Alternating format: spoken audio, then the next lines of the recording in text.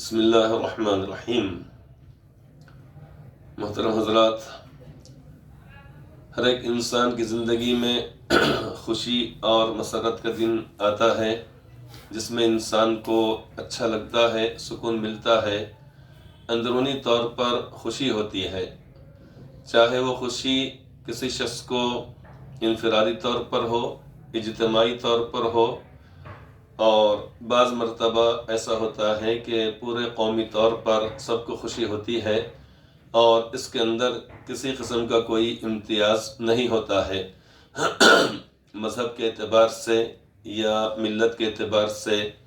یا مختلف الخیال یا مختلف العقائد لوگوں کے اعتبار سے۔ اس اعتبار سے اگر دیکھا جائے تو ہمارا یہ ملک، ہمارا یہ وطن عزیز، جس کو ایک زمانے میں سونے کی چڑیا کہا جاتا تھا، ہندوستان، یہاں پر بسنے والے، مختلف بولیاں بولنے والے، مختلف زبانوں کے کہنے والے اور مختلف عقائد کے لوگ یہاں پر، مختلف مذاہب کے لوگ یہاں پر ماننے والے الحمدللہ بڑے پیار و محبت سے رہتے ہیں۔ گنگا جمنی تہذیب ان کے اندر پائی جاتی ہے، ایک دوسرے کا اکرام کرتے ہیں، ایک دوسرے کا احترام کرتے ہیں، ایک دوسرے کی عزت کرتے ہیں،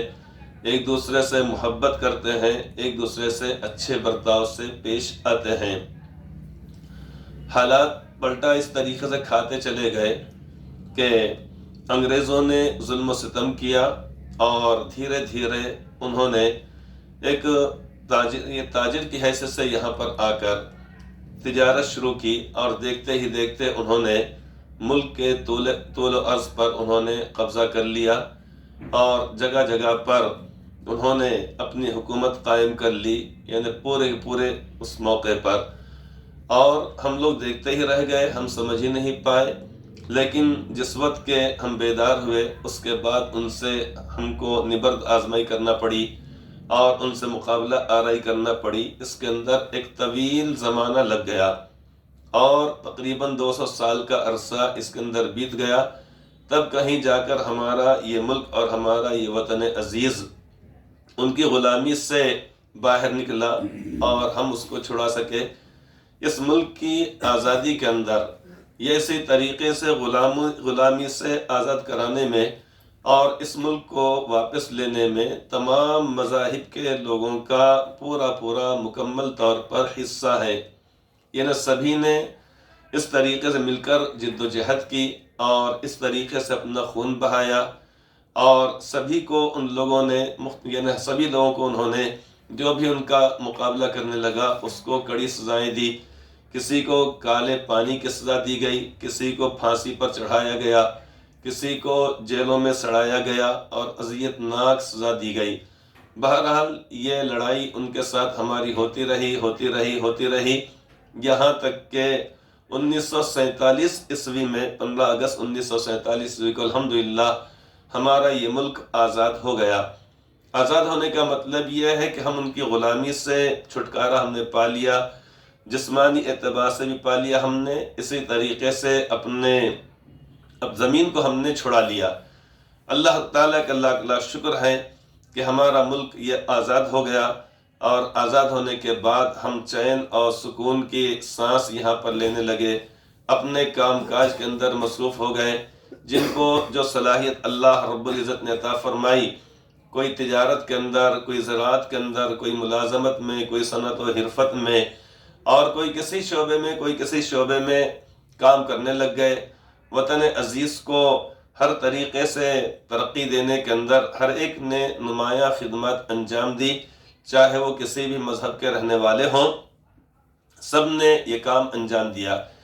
جس وقت کہ ملک آزاد ہو گیا، اس کے بعد آزاد ہونے کے بعد بلکہ سخت ضرورت اس بات کی تھی کہ آئندہ ہماری نسلیں اس ملک کو چلائیں کس طریقے سے۔ اس کے لیے ہمارے قائدین، ملک کے رہبران اور سبھی لوگ مل کر، جو منتخب حضرات تھے وہ مل کر بیٹھے اور اس کے بعد انہوں نے اس کے لیے بڑی کوششوں کے ساتھ اور دنیا بھر کے ملکوں کے تمام ملکوں کے دستوروں کو سامنے رکھا، ان کے ضوابط کو، ان کے قواعد کو، ان کے قوانین کو، اور کس طریقے سے وہ لوگ اپنا ملک چلاتے ہیں، ان تمام کو سامنے رکھا اور 2 سال سے زیادہ کا عرصہ اس کے اندر لگ گیا، اس کا اچھی طریقے سے انہوں نے مطالعہ کیا اور اس کو جانچا پرکھا، اور جہاں جہاں جو جو خوبیاں نظر آئیں وہاں سے ان خوبیوں کو لے کر ایک ایسا دستور انہوں نے تیار کیا جو انتہائی جامع اور دنیا کے تمام ملکوں کے مقابلے میں سب سے لمبا چوڑا دستور ہمارا ہی تیار ہوا۔ اس دستور کے اندر تمام طبقات کی مکمل طور پر رعایت کی گئی کہ سب کے لیے یکساں طور پر ترقی کے مواقع اس کے اندر رہیں، سب باعزت رہیں، اور کوئی بھی شخص دوسرے درجے کا شہری نہ ہو، کسی کو رنگ اور نسل کی بنیاد پر، نام کی بنیاد پر، یا اسی طریقے سے کسی کو کسی کے مذہب کی بنیاد پر کوئی فوقیت حاصل ہو، کسی کو برتری اور کسی کو کمتری، ایسا نہ ہو۔ سب کے لیے عدل و مساوات ہو، سب کے لیے تعلیم کے دروازے کھلے رکھے گئے، سب کے لیے ترقی کے دروازے کھلے رکھے گئے، اور دستور کے اندر سب کو اس بات کی رعایت دی گئی اور چھوٹ دی گئی کہ ہر شخص اپنے طور پر اپنے پسند کے مطابق مذہب کو اختیار کر سکتا ہے، مذہب پر عمل کر سکتا ہے، مذہب کی ترویج اور اس کی اشاعت کر سکتا ہے۔ ہاں، یہ بات ضرور ہے کہ دوسرے مذاہب کی توہین ہرگز نہ کرے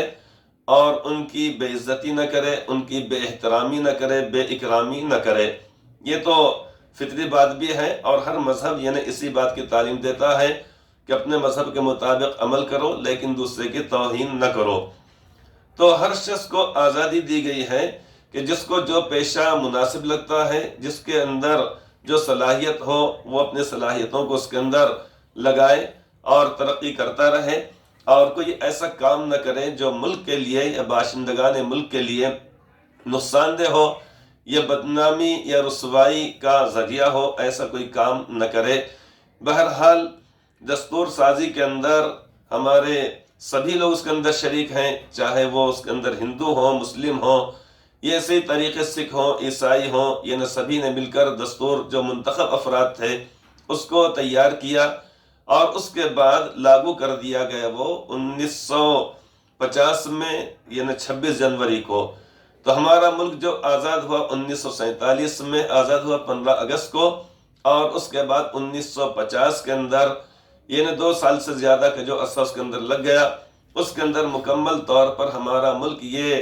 جمہوری ملک کہلایا۔ جمہوری ملک کا مطلب ہے کہ یہاں پر کسی ایک مذہب یا کسی ایک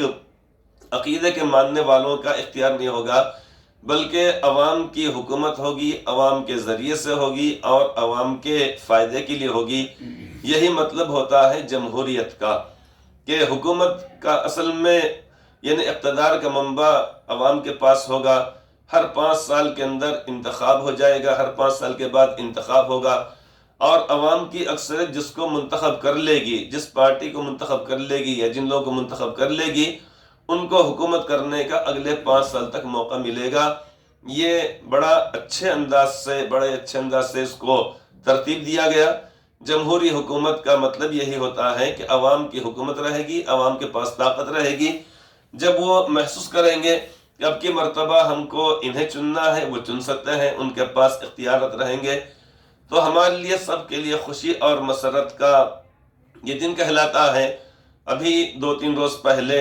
26 جنوری الحمدللہ گزرا، اور اس کے بعد پورے ملک کے اندر جوش و خروش سے